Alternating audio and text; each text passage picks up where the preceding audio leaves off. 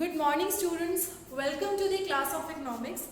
The topic that we are going to start today is features of economic policies pursued under planning till 1991. हम अभी तक long term objectives, short term objectives, Indian economy के features जो हैं बहुत अच्छे से समझ चुके हैं, पढ़ चुके हैं. आज हम पढ़ने जा रहे हैं features of economic policy of planning till 1991. Students, हम ये चीज़ अच्छे से समझ चुके हैं कि प्लानिंग ने हमारी इंडियन इकोनॉमी को इम्बाइब करने में बहुत बड़ा रोल प्ले किया है. एंड प्लानिंग की वजह से ही इकोनॉमिक पॉलिसी जो है through out with the time change होती रही. जैसे जैसे हम प्लान करते रहे वैसे वैसे इकोनॉमिक पॉलिसीज भी चेंज होती रही. इकोनॉमिक पॉलिसी ऑफ 1991, इसके बारे में मैं आपको थोड़ा सा बता दूं. 1991 में under the chairmanship of doctor Manmohan Singh एक नई पॉलिसी जो है इम्प्लीमेंट की गई थी, जिसमें liberalisation, privatisation and globalisation implement किया गया था. Now what are these LPG, इसके लिए अलग से जो चैप्टर्स हैं हम उसमें डिटेल में पढ़ेंगे.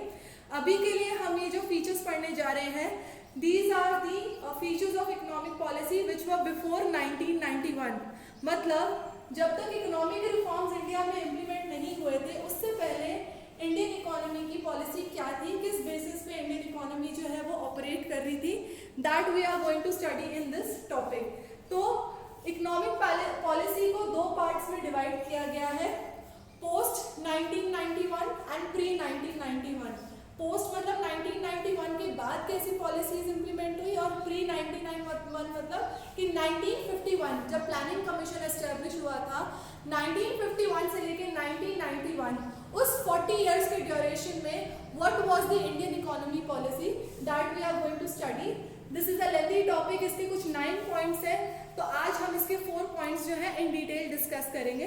तो सबसे पहला पॉइंट जो है इंडियन इकोनॉमी पॉलिसी का, वो ये है कि उस टाइम पे Indian economy was had a heavy reliance on public sector. We have two sectors, public sector and private sector. Public sector is run and operated by the government and private sector is run and operated by the private individual and businessmen. तो उस time पे 1991 से पहले public sector को बहुत ज़्यादा importance दिया जाता था. तो मेजर जो कोर इंडस्ट्रीज थी वो जो है सारी की सारी पब्लिक सेक्टर ऑपरेट कर रहा था. It was handled and run by the public sector. तो इंडस्ट्रियल पॉलिसी रेजोल्यूशन जो कि 1956 में पास हुआ था, उसमें कुछ 17 मेजर इंडस्ट्रीज थी जो पब्लिक सेक्टर के लिए रिजर्व कर दी गई, and 12 industries were reserved for private sector. Why it was done? Because उस टाइम पे जो हमारा ऑब्जेक्टिव था, that was to run an economy on the pattern of socialist economy. Socialist economy you all know, जहाँ पर जितने भी major decisions है वो गवर्नमेंट सेक्टर के हाथ में होते हैं. इसलिए सोशलिस्टिक इकोनॉमी को सोसाइटी को रन करने के लिए it was important that public sector enterprises को ज़्यादा इंपॉर्टेंस दी जाए, पब्लिक सेक्टर एंटरप्राइजेस को ज़्यादा इंडस्ट्रीज जो है वो रिजर्व कर दी जाए. तो मेजर इंडस्ट्रीज जो थी पब्लिक सेक्टर को दे दी गई एंड प्राइवेट सेक्टर को कुछ 12 इंडस्ट्रीज दे दी गई थी. ऑब्वियसली आगे जाके जब पब्लिक सेक्टर से ज़्यादा अच्छे से ऑपरेट नहीं हुआ, when the success ratio came down, तो इनमें से कुछ इंडस्ट्रीज जो है वो प्राइवेट सेक्टर को ट्रांसफर कर दी गई थी, जो हम will study in our later topics. ठीक है. So first economic policy was that we were heavily dependent on the public sector. Second feature of economic policy is regulated development of private sector.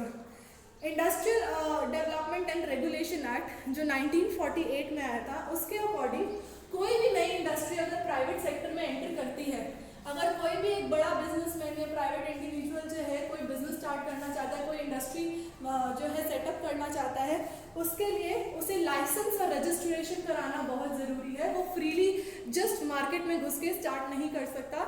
He need to undergo a lot of procedure of licensing and registration. तो entry जो है वो इतना easy नहीं था for the private individual to get in to the industrial sector. ठीक है. Monopolies and restrictive trade practices of 1969, ये एक MRTP एक्ट थी जो कि अब अबॉलिश हो चुकी है. 1969 में ये इम्प्लीमेंट की गई थी. ये इस एक्ट में बहुत तरह के रिस्ट्रिक्शंस थी कि ये जो एग्जिस्टिंग इंडस्ट्रीज है ये एक्सपैंड मतलब जो है अपनी मर्जी से, अपने डेलिबरेटली जो है वो एक्सपैंड नहीं कर सकती. तो they had lot of regulations and lot of control over the private sector, that you cannot enter without the licensing and registration, and also you cannot expand because MRTP Act of 1969 put the restrictions on such industries that they cannot expand. और बहुत ज़्यादा regulated development was not given importance. Why? Because the government at that point of time didn't wanted कि जो concentration of economic power है वो private sector के हाथ में चला जाए. They wanted to keep the control in their own hands, इसलिए उन्होंने private sector को जो है ज़्यादा expansion का जो है exposure दिया ही नहीं, ठीक है, ना ही उनके लिए बहुत ज़्यादा इसलिए restrictions रख दी गई. Third feature is protection of small scale industries and large scale industry. As we have all studied कि during the British era small scale industries को completely खत्म कर दिया गया था, ruin कर दिया गया था, and small scale industries have has been the essence of our economy throughout.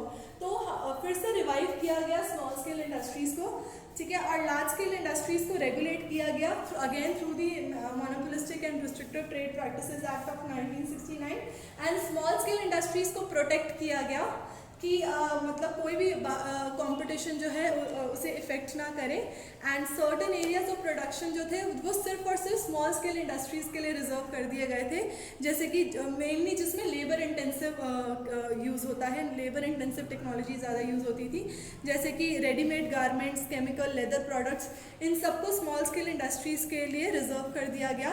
इनके लिए फाइनेंशियल इंस्टीट्यूशंस भी डेवलप किए गए जो इनकी फाइनेंशियल नीड्स को पूरा कर सके, इनको सपोर्ट कर सके, and they were given the benefits of loan on small rate of interest as comparison to the large scale industry, and various boards like handloom board and silk board were established specifically to promote the products of small scale industries in the global market. तो जो भी product small scale industries जो है produce करता था उनके लिए specific boards और स्पेसिफिक मार्केटिंग एजेंसीज जो हैं वो डेवलप की गई, वो इनिशिएट की गई जो है इनके प्रोडक्ट्स को ग्लोबल मार्केट तक पहुंचा सके और इनकी एक्सपेंशन में हेल्प कर सके.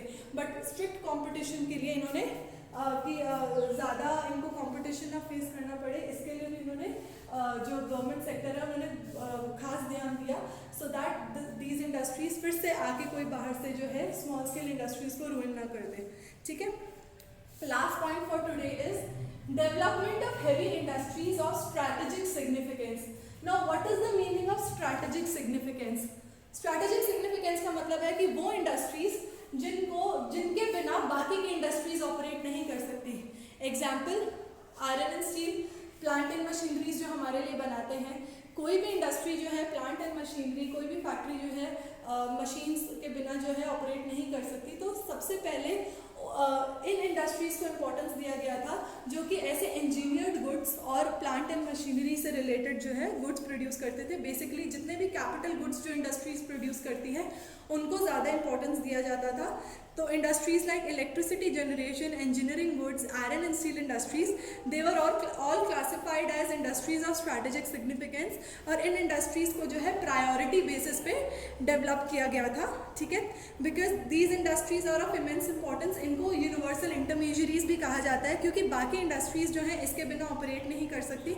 अगर पावर या एनर्जी नहीं होगी या प्लांट एंड मशीनरी नहीं होगा या आयरन एंड स्टील नहीं होगा तो बाकी की इंडस्ट्रीज़ जो हैं, हेवी इंडस्ट्रीज़ जो हैं वो काम नहीं कर सकेंगी. एंड क्योंकि ये इंडस्ट्रीज़ जो है सिग्निफिकेंट एसेंशियल इंग्रेडिएंट्स जो हैं उन इंडस्ट्रीज़ को सप्लाई करती थी, इसलिए इनका जो काम था या इनकी जो डेवलपमेंट थी that was for the utmost importance. पहले इन पे फोकस किया गया, फिर जाके दूसरी ग्रेड ऑफ इंडस्ट्रीज पे फोकस किया गया था to develop and to regulate. So these were the four initial features of economic policy which were pursued under planning till 1991. We have 5 more features that we shall continue in the next class. Thank you.